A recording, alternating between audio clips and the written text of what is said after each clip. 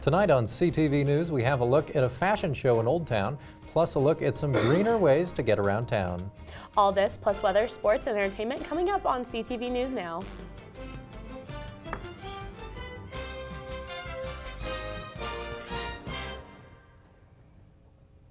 Good evening, and thanks for watching CTV News. I'm Willis Scott. And I'm Emily Biffinger. The Libertarian and Green Party candidates for the contested United States Senate seat of Senator Michael Bennet are here on the CSU campus. They are presenting their platform to students who are less than enthusiastic about traditional two-party options. Libertarian candidate Lily Williams and Green candidate Arn Manconi are participating in a town hall-style debate moderated by two Collegian editors. The debate started at the beginning of our show and is currently being live streamed. For more info on the debate, make sure to check into thecollegian.com. Fashion has found its way to Fort Collins. 12 local boutiques came together and participated in the Fashion for Charity fashion show. Long hours of planning and preparing came together for the first Fashion for Charity event. The owner of Storm Men's Shop, Tracy Gendon, has a child with cystinosis. The boutiques came together to support her and the Cystinosis Research Fund. I feel like when you're walking for charity, you're doing something of that caliber. It just gives you a much more lighthearted feel. So it's not more of a job, it's more of like you're doing this for a good cause, and it just makes the whole experience very lighthearted and fun and just exciting to be as part of something bigger than ourselves.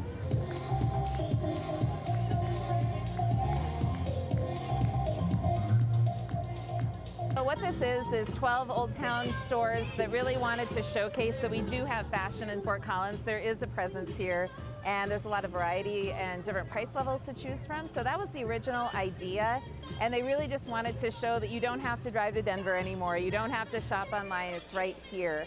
The reason that particular charity was chosen this time, the Cystinosis Research Foundation, is Tracy Gendron from Storm Men's Shop has an adult son who has that disease.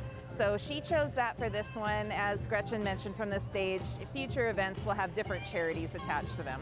And you know, it's just really exciting, having lived in Fort Collins for 22 years and watching the community develop like this. It's very exciting to watch the town go from really not a lot of fashion 20 years ago to something like we just watched of, you know, even high-end fashion. Well, I think the next one is going to be in the spring. It will be indoors because no one can trust, you know, March in Colorado as far as weather. So I'm not quite sure of the location of that one or what the charity will be, but I think we're really excited to just keep expanding this and get more tickets out there, get the awareness out there that there is fashion in northern Colorado, and things are really accessible to the modern consumer.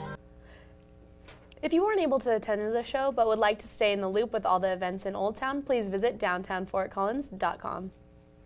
The Colorado State University Career Center All-University Fair began earlier today. The fair will continue Wednesday, September 21st from 10:30 in the morning to 3:30 in the afternoon in the Laurie Student Center Ballroom. There are currently over 150 different employers registered to attend the career fair. The career fairs are exclusive for students and graduates of CSU. Companies and organizations will be on campus to discuss full-time, part-time, internship, seasonal, and volunteer positions. Students are asked to bring a resume and student ID to the event. Registration is not required. Jacqueline Patterson, the director of the NCAACP Environmental and Criminal Justice Program, spoke Monday night at the Laurie Student Theater as the keynote speaker for the Colorado State University Diversity Symposium. Patterson explained the water crisis in Flint, Michigan, and the 4 R's of racial justice.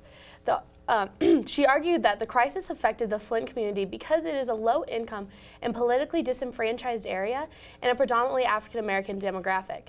The Diversity Symposium aims to engage the campus in an assortment of critical issues varying between cross-cultural communication to accessibility and building an inclusive atmosphere.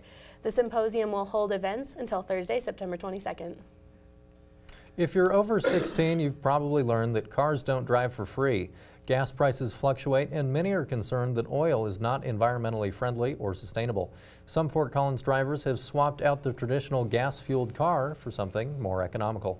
Electric cars filled the First National Bank parking lot in Fort Collins during the Drive Electric Northern Colorado Electric Car Rally. The event aimed to raise awareness for electric cars and their benefits. This was the largest electric car rally in Colorado history. After the rally concluded, 83 drivers paraded their cars through town to raise awareness for this alternative to gas-fueled vehicles. For the same cost as doing one load of laundry in your home's dryer, you can charge the 2016 Nissan Leaf's battery. And on that charge, the car can drive for an average of 107 miles. Plugs in on the other end of the cord to a regular household outlet, and then this is called a DC fast charge port, and that will actually charge most electric cars to 80% in about 20 minutes.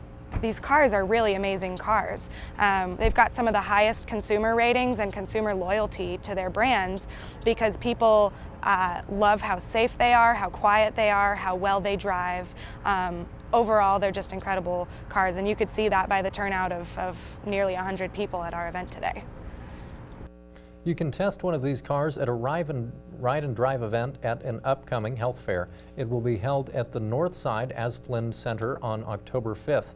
The ride and drive event will start at 11 in the morning. Drive Electric Northern Colorado is partnering with the City of Fort Collins and Larimer County to provide shuttles from 215 North Mason Avenue to the health fair. Well, those electric cars are really pretty neat, Emily. Would you ever consider buying one? Honestly, if it saves me money, Willis, absolutely. Yeah, they're pretty neat. Right? Yeah. Well, coming up, we have weather with Elizabeth Prosy. And after that, we'll be sports and entertainment.